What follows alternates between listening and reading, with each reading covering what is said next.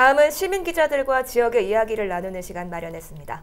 부천과 김포에서 마을 미디어 활동을 하고 있는 누구나 미디어 협동조합 임미나 김성민 씨 나와주셨습니다. 안녕하십니까? 안녕하십니까? 예, 오늘은 이 청년 정책과 관련된 얘기를 해볼 텐데요. 김포시 청년 기본조례가 작년 12월에 제정이 됐고 이후에 청년 정책 네트워크를 공개 모집해서 발족을 했습니다. 어떤 활동들을 하고 있는지 궁금한데요. 예, 김포시는 청년 정책 과제 발굴을 위해 청년 정책 네트워크를 2월 27일에 발족했습니다. 청정넷은 김포에 거주하는 만 19세부터 34세의 청년들 31명으로 구성이 되었는데요. 소통, 거주, 문화, 진로, 경제 등 5개의 분과 활동을 통해 청년이 공감하고 직접 참여하는 정책들을 추진하고 있습니다. 예, 가깝게는 4월 26일 김포 아트빌리지에서 청년 역량 강화를 위한 워크숍이 열리고요. 5월 18일에는 장기동 한강공원에서 청년 공감 콘서트가 열릴 계획입니다. 네, 방금 말씀하신 청정넷이 있고 또 김포시 청년정책위원회가 별도로 구성된다고 하던데요. 네, 맞습니다. 청년정책위원회는 청년정책 네트워크에서 정책을 제안하고 발굴하는 그런 과정을 통해서 청년정책위원회는 그 정책을 기본 계획 수립, 그리고 정책을 평가하고 제도를 개선하고요. 그 다음에는 그런 제도를 심의 그리고 자문하여 폭넓은 의견을 수렴하는 그런 역할을 하고 있습니다. 네, 그럼 청정넷에서는 청년들이 분과별로 정책을 제안하고 말씀하신 정책위원회에서는 심의하고 평가하는 역할을 한다는 건가요? 예, 맞습니다. 청년 네트워크에서 정책을 제안하면 그거를 조금 더 다듬는 그런 작업을 하는 것이 바로 청년정책네트워크위원회의 역할입니다. 아, 그럼 그 정책위원회 그 구성원의 연령대도 비슷한가요? 예, 청년들 5명 그리고 유관기관 단체 그리고 청년 전문가들 이렇게 구성이 돼서 총 20명으로 구성이 되어 있습니다. 네, 알겠습니다. 예, 그렇군요. 이 청년 기본조례 같은 경우에는 부천시에서도 통과가 또 됐습니다. 그런데 통과되기까지 시간이 좀 많이 걸렸다고 알고 있거든요. 네, 시간이 좀 많이 걸렸습니다. 올해 박홍식 의원이 대표 발의해서 부천 청년 기본조례가 통과가 됐는데요. 2015년부터 청년 기본조례 제정을 위해서 공청회라든지 여러 가지 이제 진행된 바가 있는데 2016년 1월에 당시 재정문화위원회에 김은주 우주영 의원이 조례안을 발의를 한 적이 있습니다.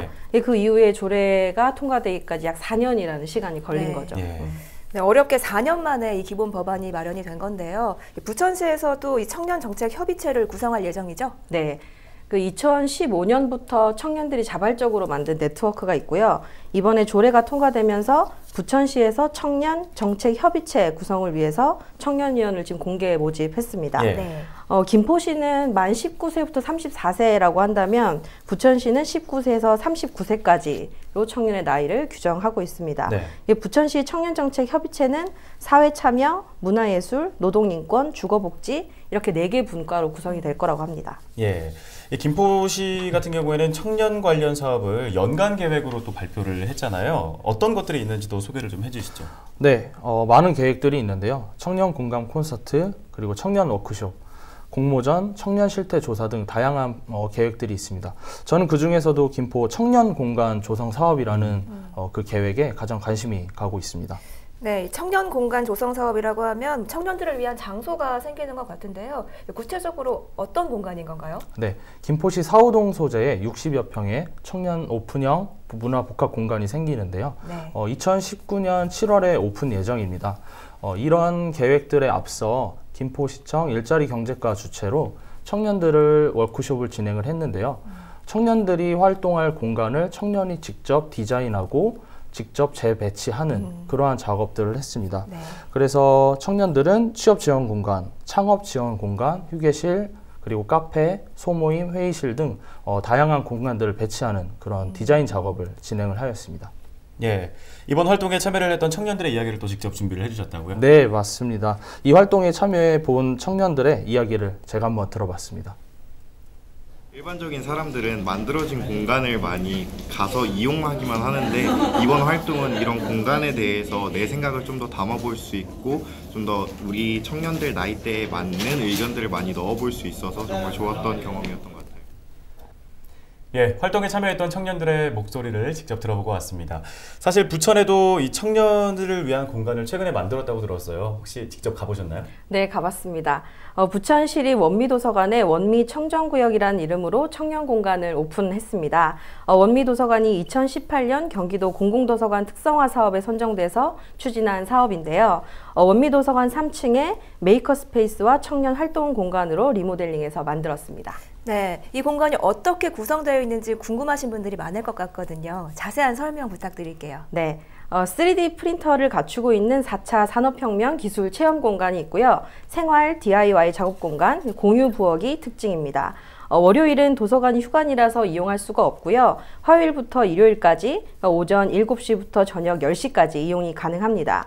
그리고 저희 누구나 미디어 협동조합 강사들이 4월 23일부터 4회차로 액션캠 활용, 팟캐스트 제작 프로그램을 진행하려고 하는데요. 네. 많이 참여해 주셨으면 좋겠습니다. 예, 이 지역 청년들을 위한 공간도 마련을 하고 또 정책을 적극적으로 발굴을 한다고 하니까 사실 저희도 청년의 한 사람으로서 굉장히 기대가 되는데요. 이 지자체에서 여러 계획들을 세우고 있기는 하지만 그래도 그것 말고도 두 분께서 직접 원하시는 게 있다면 어떤 정책들이 있을까요? 네, 맞습니다. 많은 청년들에게 한번 물어봤습니다. 정말 원하는 정책이 무엇인지, 그리고 제가 원하는 그런 정책이 무엇인지 저도 생각을 해봤는데요. 예.